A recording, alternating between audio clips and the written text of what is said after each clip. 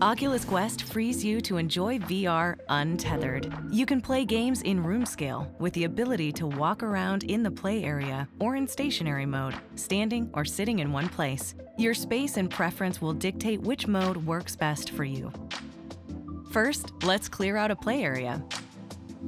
Once you've cleared as much room as possible, put on the headset to begin Guardian setup. Remember to always wear your touch wrist straps when in VR. When putting on the headset for the first time, you should see what we call pass-through.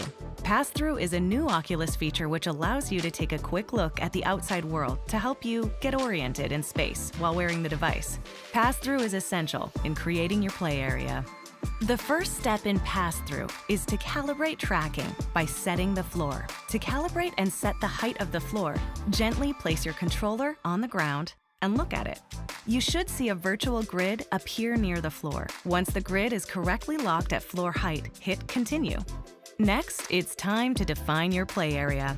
Defining your play area will help Guardian notify you if you start to move outside of it. Point the controller at the ground and use the trigger button on the controller to trace a play area. Be sure to leave extra space between the play area and your walls, furniture, and other obstructions. You can skip this step if you don't want to walk around in VR and just want to use Oculus Quest in a stationary seated or stationary standing position. Once you hit Continue, you'll see the blue Guardian boundary tracing your play area. You'll get a warning if you get too close to the edge of this area or step outside. Check that this boundary is correctly positioned and clear of any obstructions. If Guardian is not drawn correctly, or you want to change the boundary, click the back arrow to restart the Guardian setup.